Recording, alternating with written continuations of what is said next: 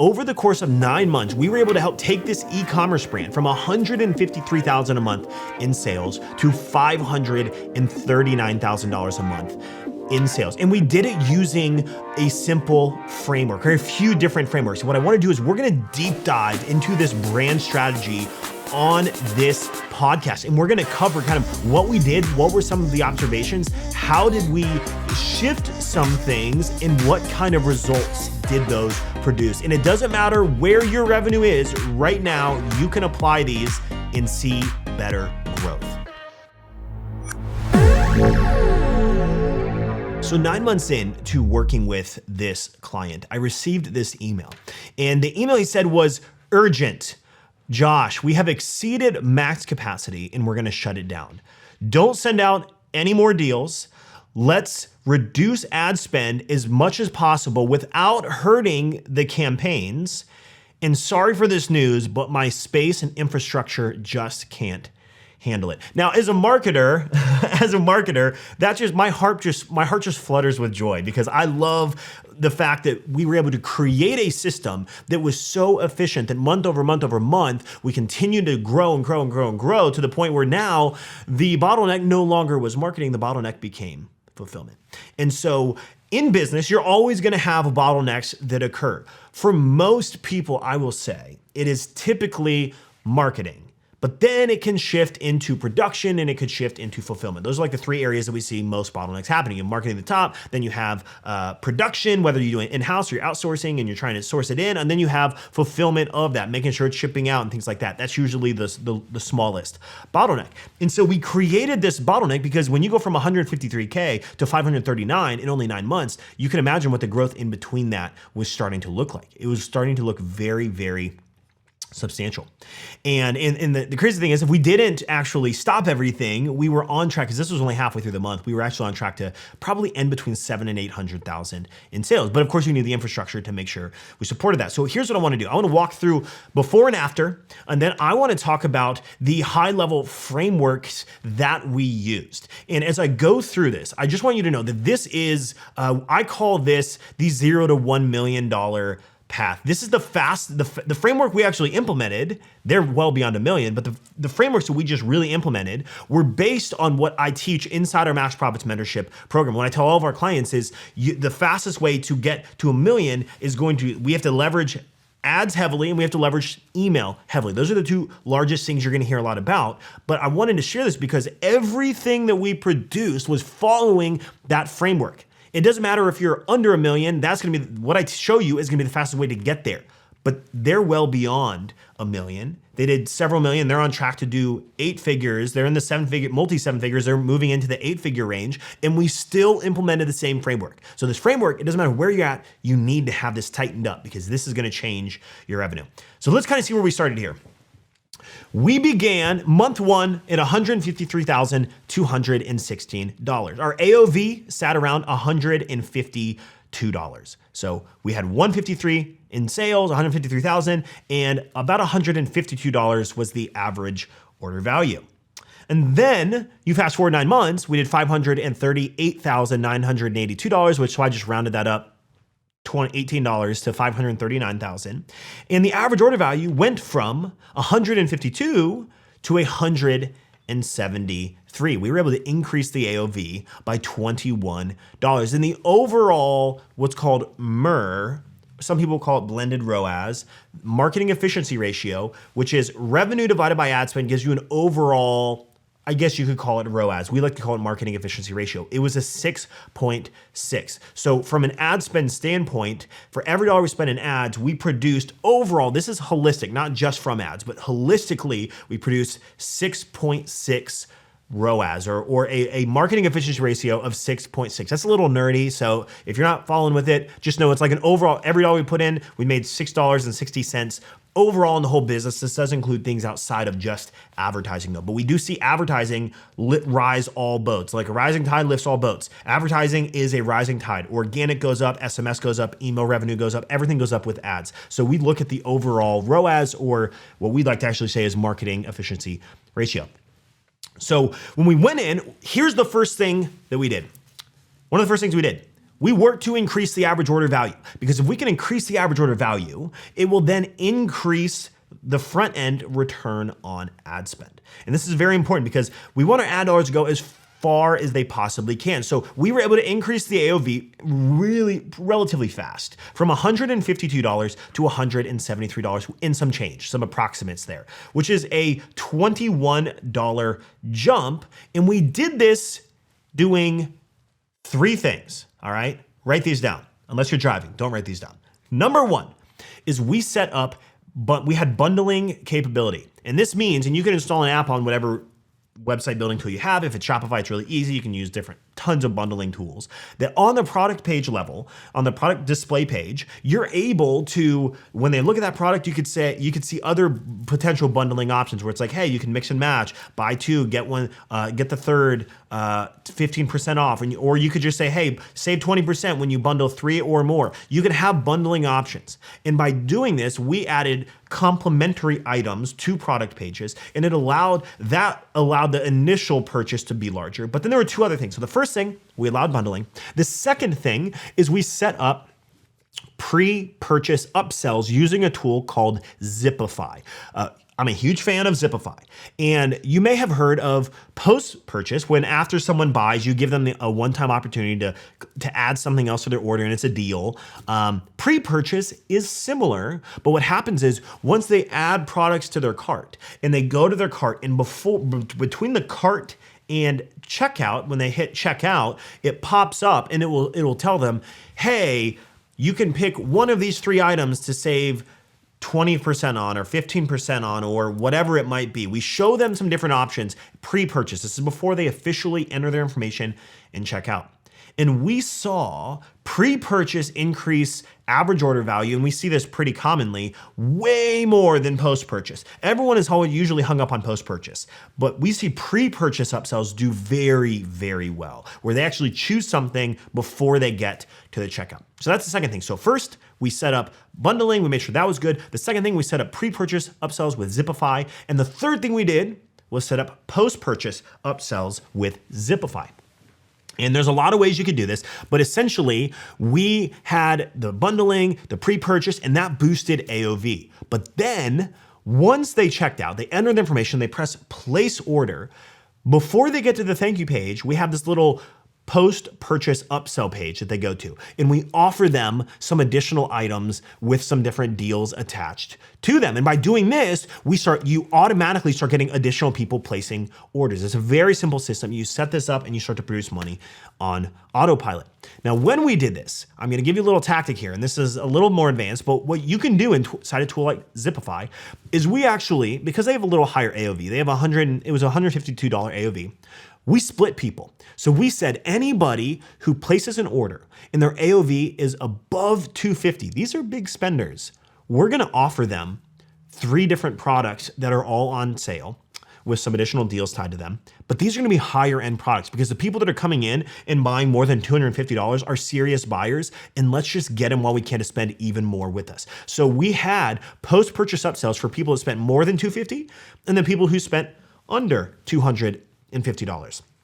And by segmenting out, we were able to sell some more premium product to those higher ticket buyers that got some of the AOVs to $400, $500 by doing this, by segmenting and then starting to add these more luxurious and higher tiered product post-purchase upsells. So those are the 3 things we did first. We made sure bundling's here, we made sure pre-purchase and post-purchase. By doing this, it then will make everything else we do more effective. Every organic sale, every email sale, every single ad purchase that comes through, it's gonna overall increase the results of those together. So that's one of the first things we did. The next thing we did was we developed and determined what we call an evergreen product funnel, or an EPF. This is essentially a single entry point for acquiring new customers every single day. And this usually is in the form of a single product, a collection, or an offer where you give a deal to the people that are seeing those ads. And sometimes you'll use a coupon, sometimes you'll automatically apply it, or not at all. And so what most people think that they want when it comes to advertising and acquiring new customers is they think, hey, I have all these products, I have tons of products, and I love them like my kids, I love them all equally. But here's the thing, not everyone else loves them all equally. Sometimes one kid is kind of cooler than the other kids, and all of the family members really like to hang out with that kid. But you think they're all important, they're all equal, so what do? We try to advertise all of them. And when you try to advertise all of them, you can't be refined. You can't master audiences and ads and messaging with a single product 5 times deep or 10 products wide. It's very, very difficult. So we needed to be very focused. My recommendation, I'm gonna give you a recommendation. If you're under $1 million in revenue, you should have one. You need one entry point of new customer acquisition. And that's what an EPF is. It's a single point of new customer acquisition with a product or an offer. And then we will sell all of our other products on the back end. We're not gonna do it on the front end. We're not gonna try to have all these campaigns. Instead, all of our focus goes into one evergreen product funnel, whether that's just a single product we're selling, a collection we're kind of offering, or we position an offer where it's like, hey, buy 2, get 1 for $5, or it's a percentage off, or insert whatever that might be, or a free gift with purchase. Now, if you're over $1 million, which this brand was, then you could still have one, or you can venture into having some additional ones if you really want to, and if it also makes sense. So with this brand, because they were over the $1 million threshold, we decided to go with 2 evergreen product funnels. We wanted to identify what are the 2 largest entry points for new customer acquisition. And so we picked 2, meaning we basically had 2 different campaigns that we were really driving for new customer acquisition as that entry point. So we had 2 EPFs, 2 evergreen product funnels for them. And so here's what the strategy looked like in the breakdown of ads. So the first part was we had ads to get new orders daily. This is to keep putting new blood into the system and getting new customers in our database every single day. And we leveraged Facebook ads primarily for this. They did have Google ads running, but Facebook was by and large the majority. And so we had Facebook ads running. And here's a breakdown of the campaigns as well as the budget percentages we worked with. So because we had 2 evergreen product funnels, we had 2 cold traffic purchase campaigns for those EPFs. This represented 70% of our budget. So between both of those campaigns, 70% of our budget, one campaign, all of the ad sets and all the ads were focused on that one product entry point. And then the second campaign was focused on product entry point number 2, EPF number 2. And then on top of that, 15% of our ad budget went to 2 evergreen retargeting campaigns for those 2 products. Essentially, as people engage with us in those EPFs, we also had retargeting campaigns hitting those people with different ads to come back and buy. And that was 15%. So if you add those up, just focused on the 2 EPFs with cold traffic and retargeting warm and hot traffic, that's 85% of the overall budget of the ad spend. But we still had a couple more things running. We had a catalog sales campaign running, and this is called a DPA, a dynamic product ad, where basically as people come in through the EPS, but then they also shop other products, and even organic comes in as they add other products to their cart or view product but don't purchase. Our catalog sales campaign was running to then bring those people back. And we had 10% of our budget running to this. Super hyper profitable campaign. I mean, usually you're running like 4 or 5 ROAS plus on this. It's very personalized because it's literally a carousel ad of the products that they looked at. We created that in that single campaign because it's personalized to them, was running for the entire 9 months. We created it at the beginning of 9 months, and the same campaign ran for 9 months. And that was 10% of our budget. And then we had a lead generation campaign, which was 5% of the budget. We're huge advocates for growing your list. And here's how easy that campaign was. We ran a campaign and we said, hey, get exclusive access to insert product and brand by joining our VIP list. That's it.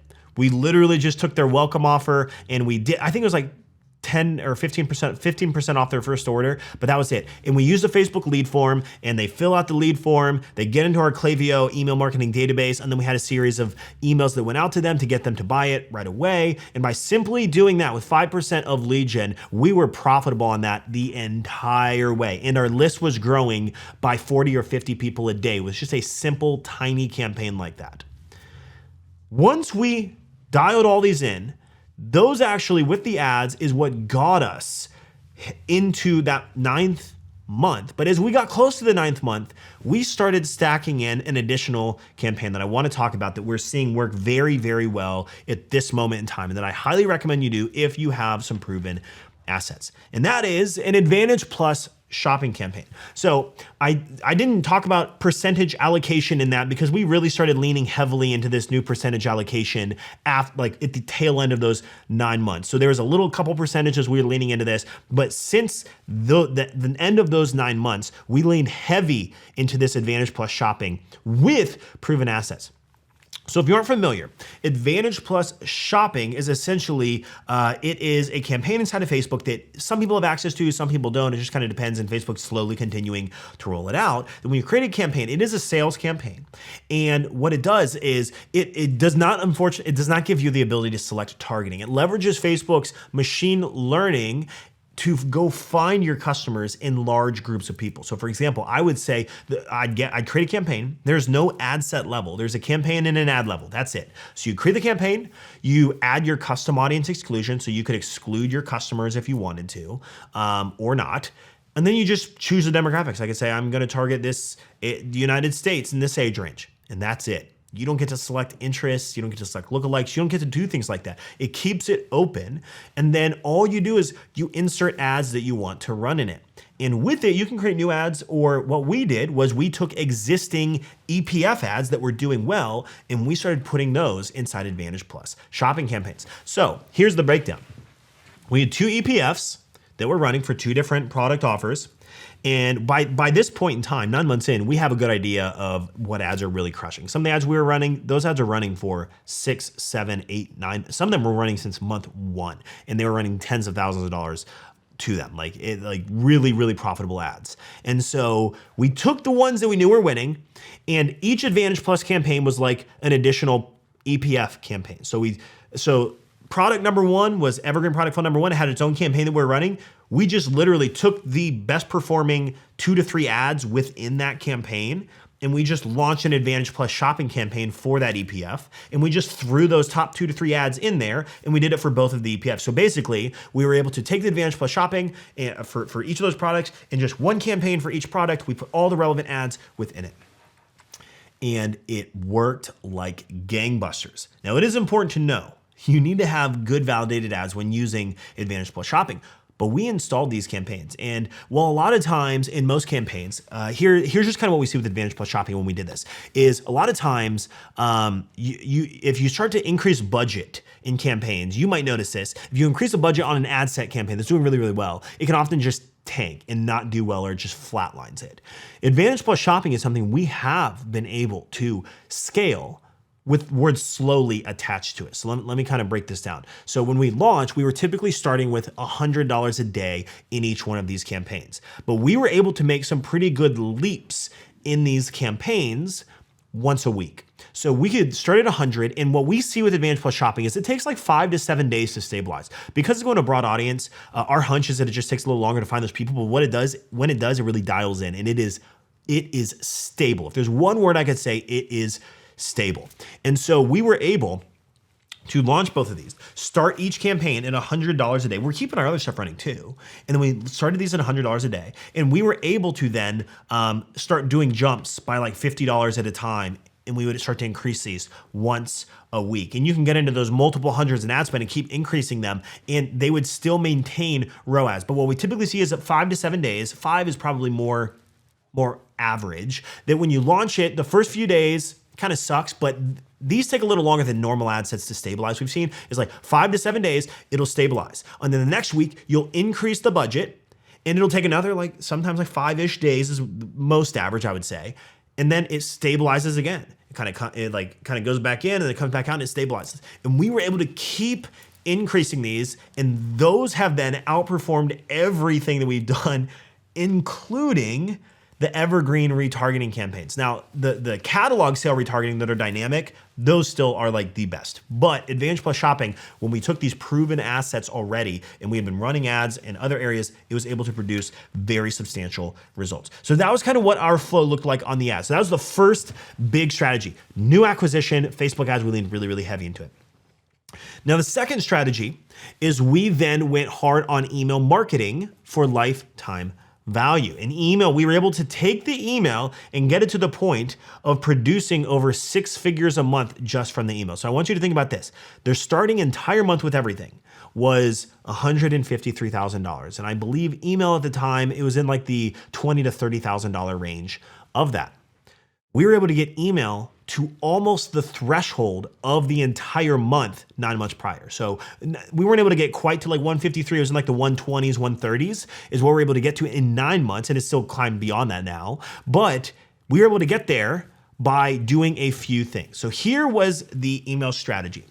Number one, making sure we have what we call inside this $1 million framework, we talk about ads, and then we need the email component. And what that is we have 5 core flows, and these are the automations that run from the email marketing side. We have cart abandonment, browse abandonment, a welcome series, a post-purchase series, and then of course our transactional emails. Hey, order received, order packed, order shipped, out for delivery, delivered, right? Those are transactional emails that usually are gonna go out from your tool like Shopify, or if you're really a little bit more advanced, you can actually customize them, build them out, and do it inside your email marketing tool. So first, we wanna make sure that those were tight, because flows represented approximately a 4% to 5% of overall revenue.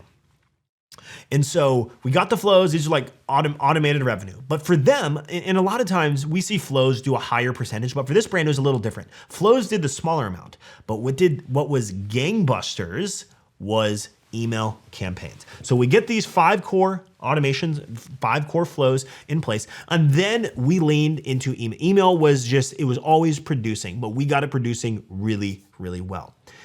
Here's what we found. We found that they were sending emails. And by the way, on the email cadence, what we were doing with them, just based on their niche, we were sending 1 email per day. And I know it might sound like a lot. For their niche, that's what we just had gotten into, and we saw email really doing well. So we got to the point of 1 per day. And we were doing promos, sometimes there would be 2 or 3 in a day. And what we learned is even by sending 1 a day versus 1 a week, we saw there's no decrease in unsubscribe rate or spam rate. There's no decrease. And there's no decrease in open rates or click rates. But what there is a difference is in revenue. There's a massive difference in revenue. Sending 70 emails a week versus 1, substantial increase in revenue.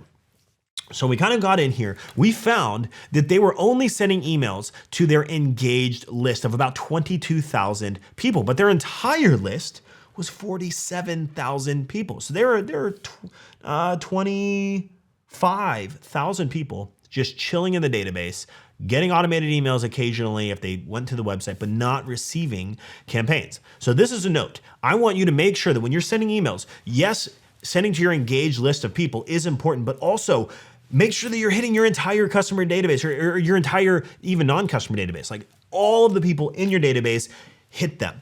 Make sure that they get those emails.